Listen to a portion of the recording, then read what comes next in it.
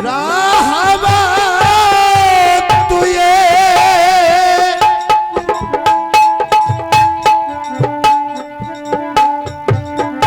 मोड़गनी है सिंदूर सुहाग बनी रहे मेरी लक्ष्मी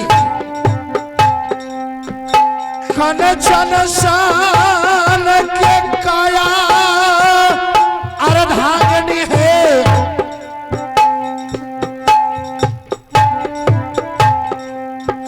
हे ताकि लम्होबा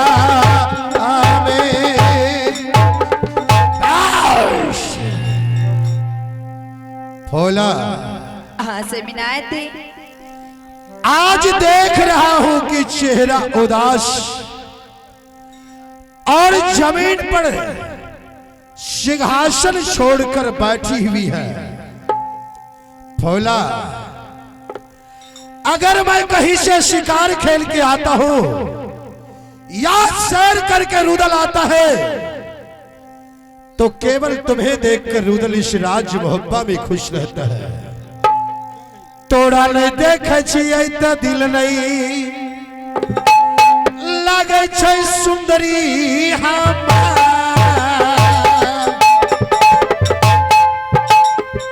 भोला सेमिनार थे।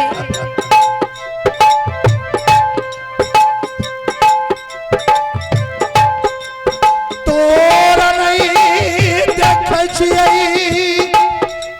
गोरखी है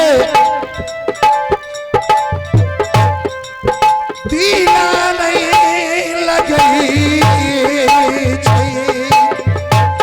भोला हाँ सेमिनार थे। और तुम उदास हो आंख में आंसू दिख रहा हो क्या कष्ट है? क्या रुदल की अपशांति में परिवार में कुछ झगड़ा झंझट हुआ है? नहीं नहीं सेमिनार। आखिर बात क्या है? अब ना भोला अरे रोते क्यों हो बताती क्यों नहीं हो? भोला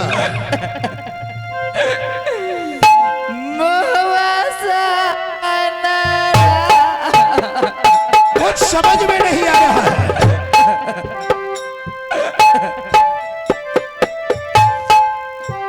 अब नहीं बचबै स्वामी जी। अरे कम से कम बताओ तो। राजा यही महल में। भोला सेमिनार। क्या कष्ट है तुम मुझे बताओ।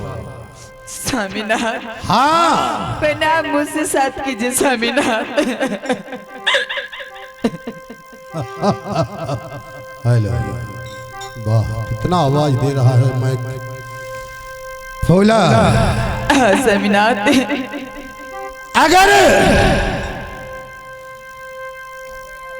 अगर हंसी खुशी में नहीं रहोगी तो मैं किसको देखकर रहूंगा?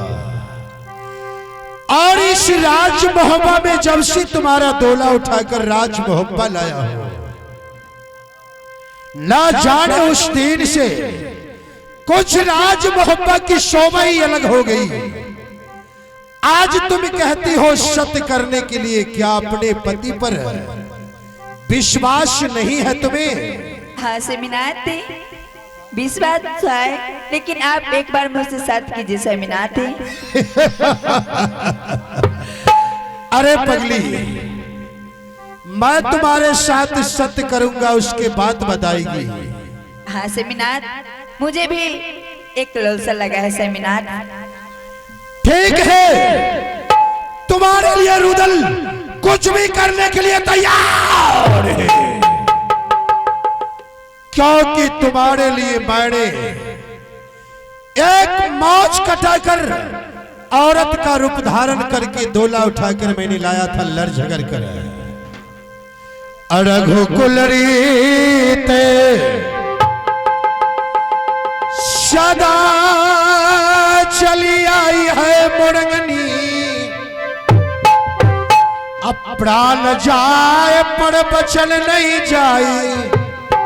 बोला हाँ स्वामीनाथ। रुदल का प्राण जा सकता है, लेकिन तुम्हारे मुख से निकला हुआ वचन रुदल उल्लंघन होने के लिए नहीं देंगे।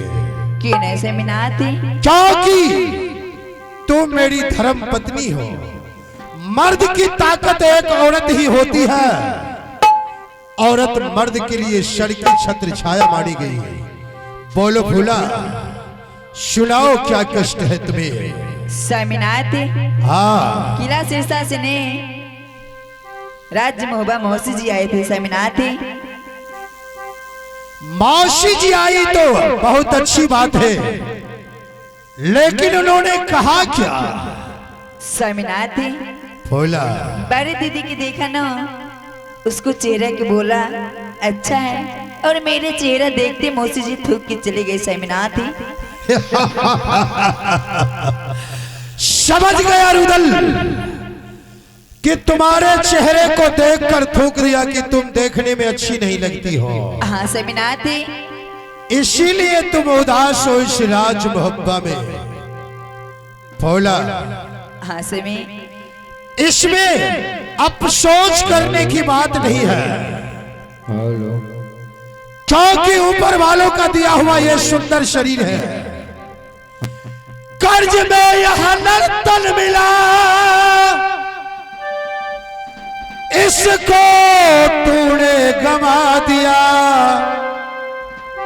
जितने भी हमारे पिता तुल्य अभिभावक हैं, माता बहनी है, ऊपर वालों ने सभी को यह शरीर कर्जा के रूप में दिया है। कोई देखने में खराब है तो कोई देखने में अति सुंदर, लेकिन एक दिन इस दुनिया को छोड़कर चले जाएंगे। कर्ज में यह नर्तन मिला, इसको तूने गंवा दिया। शोध का है क्या ठिकाना, मूलधन को तूने खा गया। जिंदगी यहाँ किराए का घर है। हाँ स्वामीनाथ। जिंदगी यहाँ किराए का घर है, एक न एक दिन बदलना पड़ेगा। जिंदगी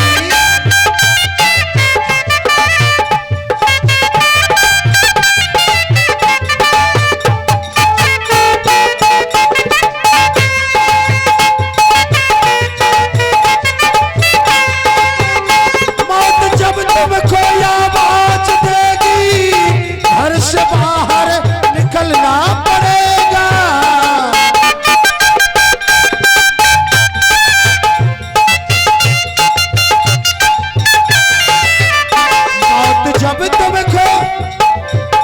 मौत जब तुमको आवाज देगी,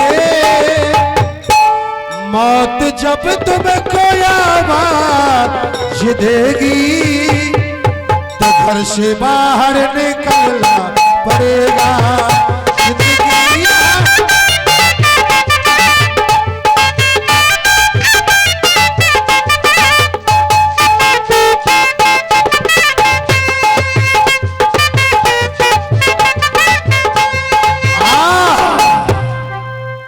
चलो राजमहल। नहीं नहीं स्वामीनाथ। इन बातों को छोड़ दो मेरी अर्धांगिनी, चलो फूला। नहीं नहीं स्वामीनाथ। अब क्या हुआ? और ने मौसी जी कहा, मेरी बेटी चंद्रा बांधोगर में रहती है। जो मेरी बेटी चंद्रा की तरवा में सूरत है, एक कलमोही के चेहरा भी सूरत नहीं स्वामीनाथ। फूला, हाँ स्वामीनाथ। इतना मैंने समझा रहा हूं, फिर भी उसी बात को तुम दोहरा रही हो। मैंने कहा ना, दूसरे के कहने से कुछ नहीं हो सकता है, ये तो ऊपर वालों की कृपा है। चलो फूला मेरी अर्धांगिनी। देखा भाई सूरतिया स्वामी, फिर उसी बात को दोहरा रही है।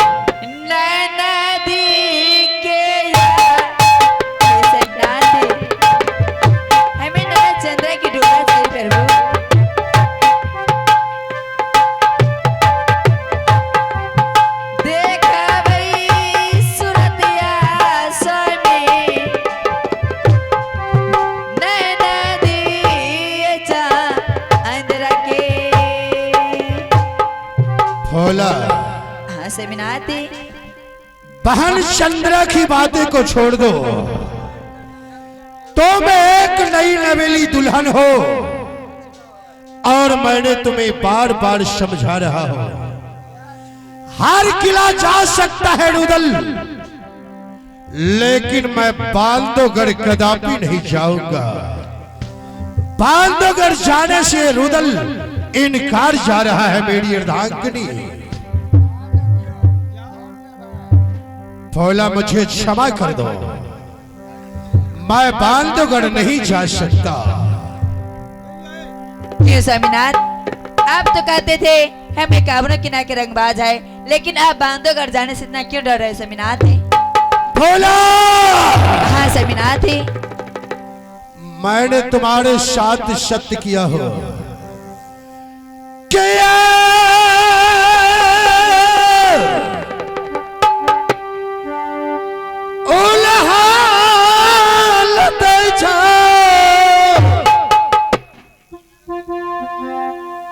आप है प्याही हम